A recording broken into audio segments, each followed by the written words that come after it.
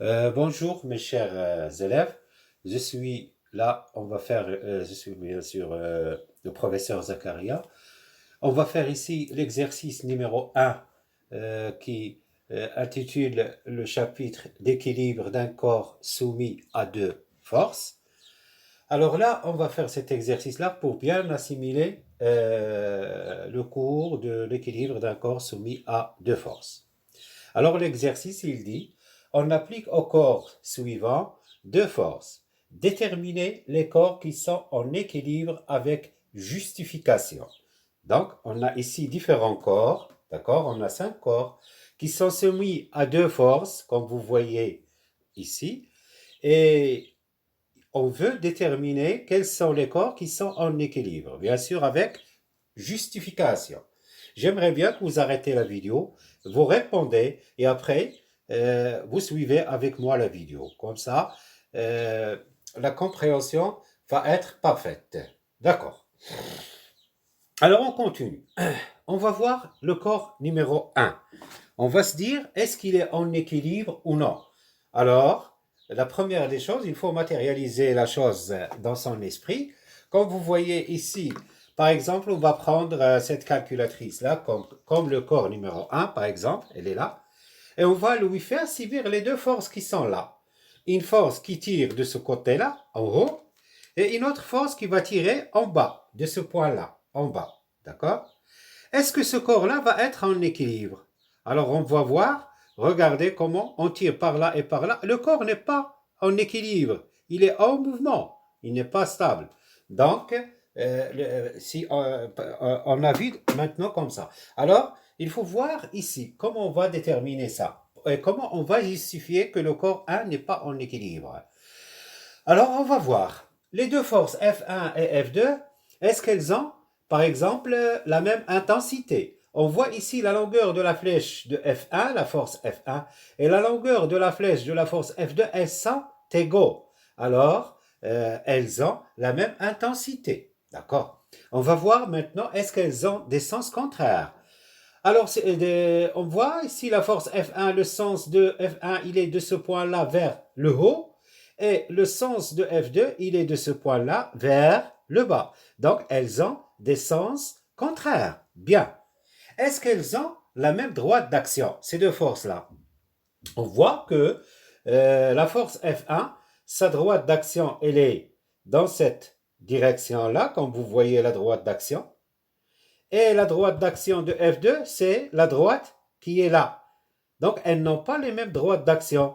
Donc, le corps 1 n'est pas en équilibre, car les deux forces F1 et F2 n'ont pas la même droite d'action. C'est ce qu'on va écrire. Alors, on va dire le corps 1 n'est pas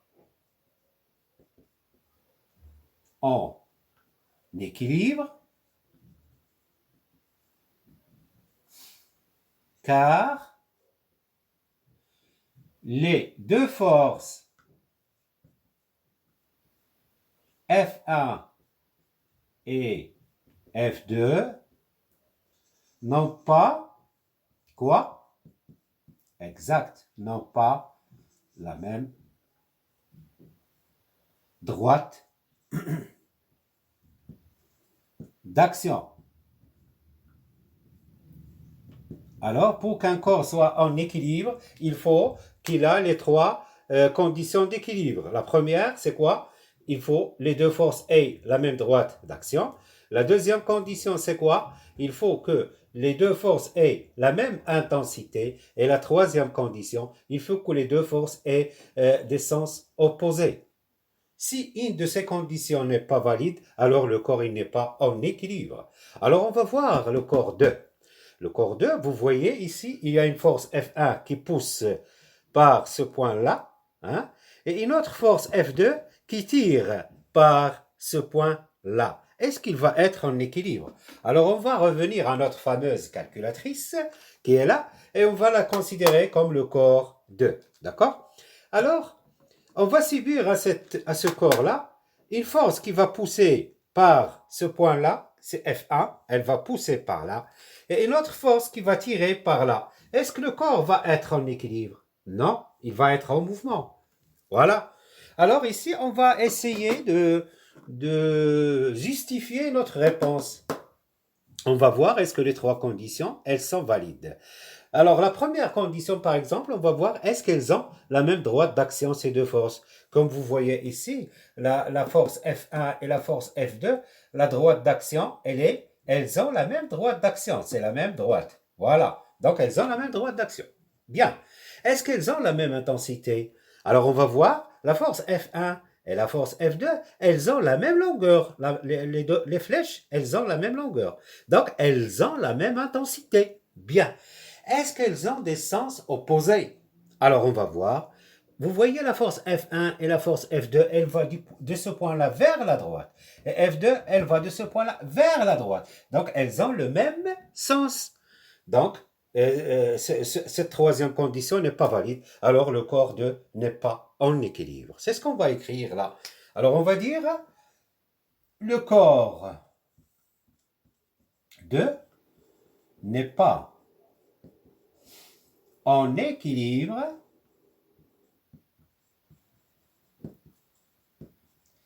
car les deux forces F1 et F2 ont les mêmes sens. Ou bien on va dire non pas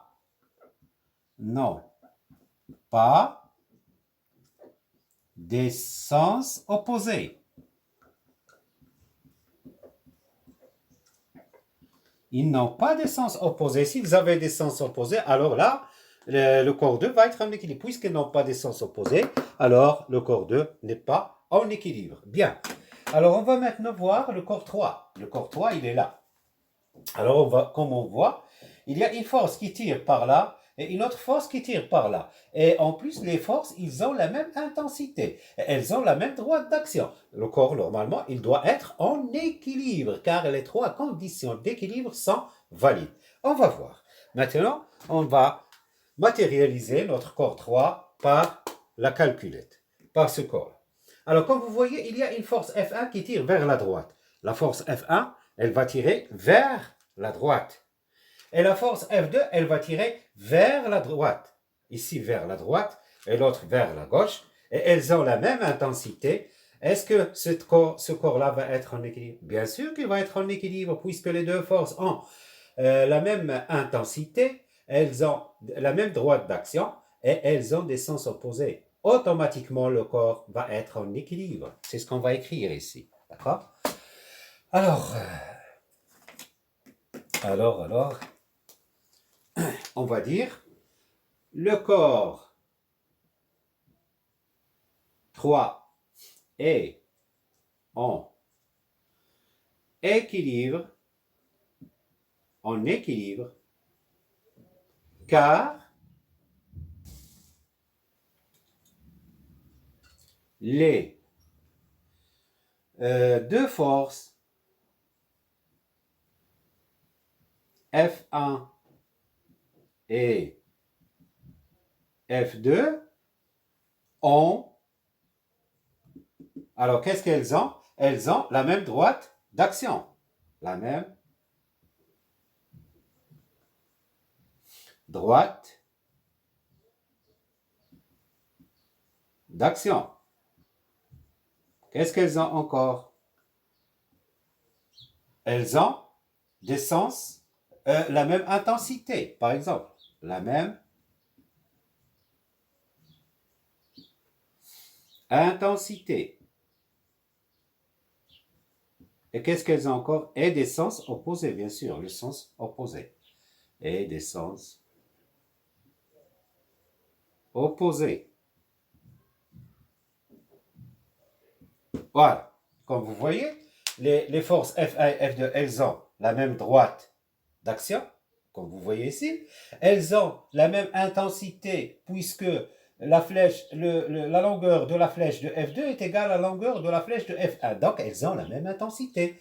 Et des sens opposés, comme vous voyez ici. F2, elle va de ce point-là vers la droite. F1, elle va de ce point-là vers la gauche. Donc, elles ont des sens opposés. Donc, le corps, il est en équilibre, car les trois conditions d'équilibre sont validées. Alors, on va voir ici le corps numéro 4. Alors, le corps numéro 4, comme vous voyez, il a deux forces qui agissent. Une force qui tire ici vers le bas et une autre force qui tire ici vers le haut. Alors, comme vous voyez ici, est-ce qu'il va être en équilibre ou non? Alors, qu'est-ce qu'on voit? On va voir, vérifier les conditions là pour voir. La première condition, est-ce qu'elles ont des sens opposés? Oui, elles ont des sens opposés parce que cette force-là, elle tire de ce point vers le haut. Et l'autre force-là, elle tire de ce point-là vers le bas. Donc, elles ont des sens opposés. Est-ce qu'elles ont la même direction? On voit très très bien qu'elles ont la même droite d'action. Comme vous voyez ici, elles ont la même droite d'action. Là, j'ai effacé cette force. Je vais la refaire, voilà.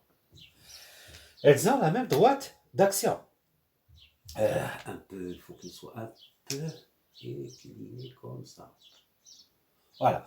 Et comme vous voyez, est-ce qu'elles ont la même intensité? Vous voyez la longueur de la force F2 est plus longue que la force F1. La force F1 elle est plus petite que F2. Donc, elles n'ont pas la même intensité. Automatiquement, ce corps ne va pas être en équilibre. Comme vous voyez ici, on a une force qui va tirer ici vers le haut, une autre force qui va tirer vers le bas, mais la force de la droite, de ma main droite, elle a une intensité, elle est plus intense, elle a une intensité plus grande. Automatiquement, elle va tirer vers le haut, comme ça. Donc, il ne va pas être en équilibre. Voilà, c'est ce qu'on va dire ici. Alors, on va dire le corps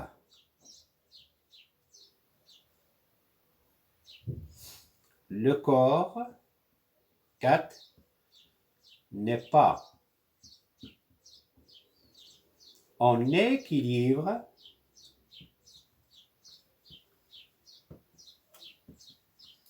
car les deux forces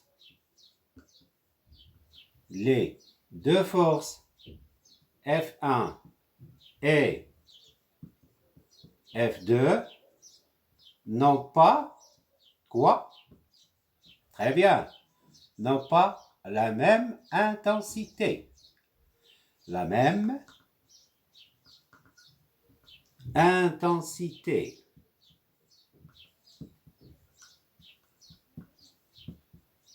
Voilà, très bien. Alors, on va passer au corps numéro 5. Le corps numéro 5, comme vous voyez ici, il a deux forces. La force F1 qui pousse ici elle pousse vers la droite. Et la force F2, elle pousse vers la gauche. Elle pousse vers la gauche. Est-ce que ce corps-là va être en équilibre? Alors, on va voir, est-ce qu'il a les trois conditions d'équilibre d'un corps? Est-ce qu'il valide les trois conditions?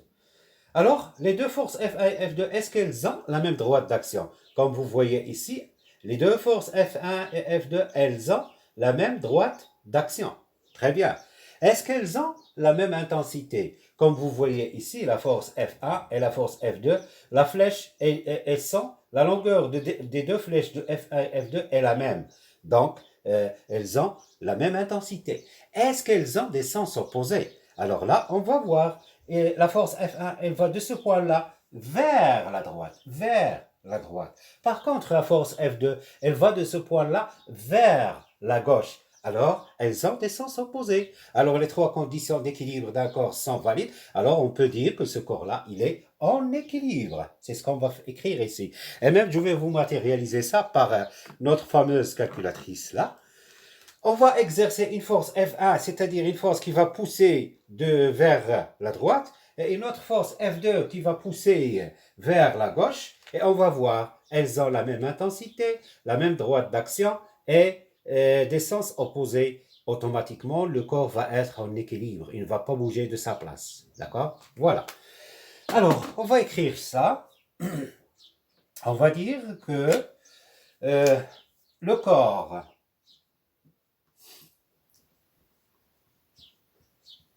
5 est en équilibre car les deux forces ont la même droite d'action, la même droite d'action. Quoi encore? La même intensité, bien, la même intensité. Et quoi encore? Des sens opposés, des sens opposés. Voilà, très. On a fini cet exercice-là. J'espère que vous avez bien compris cette leçon-là. On se verra dans des prochaines vidéos. On fera. Il nous reste encore un cours sur le poids d'un corps et la masse. Bien sûr, on va vous expliquer le cours et après on va faire des exercices. Merci de votre attention. Au revoir et à la prochaine.